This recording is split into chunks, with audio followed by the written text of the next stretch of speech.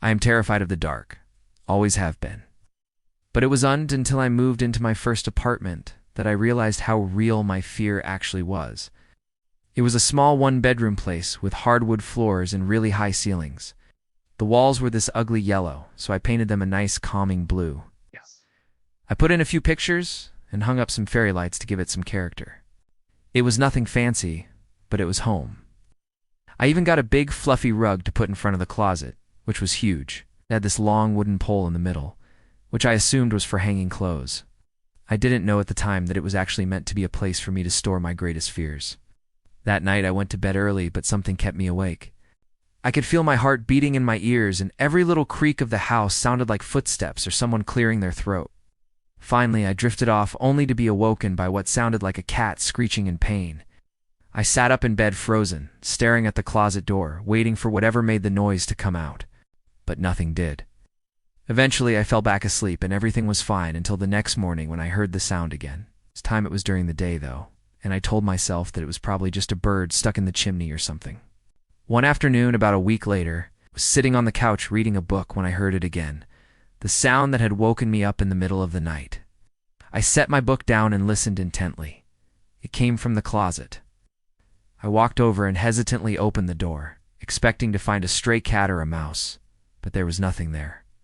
It was just an empty, dusty closet filled with cobwebs.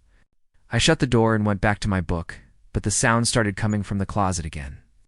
I tried to ignore it, but it grew louder and more guttural.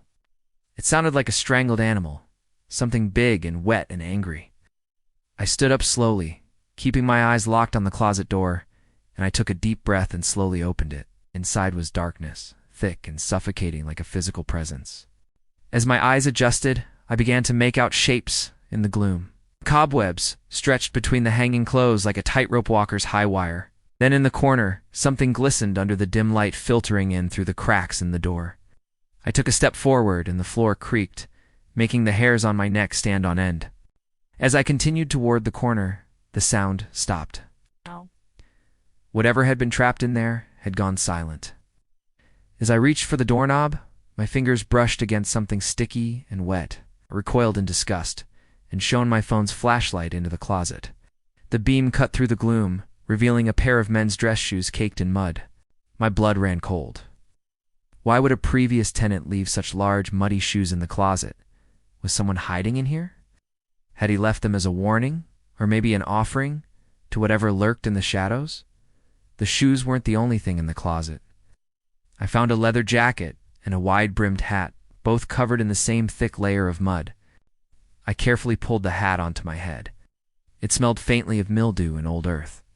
The moment I did, a wave of dizziness washed over me. I ripped it off my head and tossed it back into the darkness. I needed to get out of there. I don't know what kind of sicko was living here before me, but I didn't want to stick around to find out. Suddenly, the sound I had been hearing started again. It was right behind me. I whirled around, knocking over a full-length mirror. The glass fell to the floor with a deafening crash, sending shards skittering across the wooden floor. I backed away, my eyes wide with terror. But it was too late.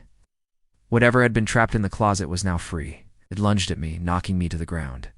I screamed and scrambled backward, knocking over my dresser in the process. Its hot, fetid breath washed over me as it leaned closer. I could see its eyes, glowing embers in the darkness. I don't remember what it looked like because the next thing I knew, I was running. I raced through the house, not daring to look back. I fumbled for the front door, my heart pounding in my chest. As I stumbled outside, I glanced back at the window. The creature was standing in the doorway, silhouetted against the dim light spilling from inside the house. It took a step toward me, then another. I turned and ran, tripping over tree roots and leaping over cracks in the sidewalk.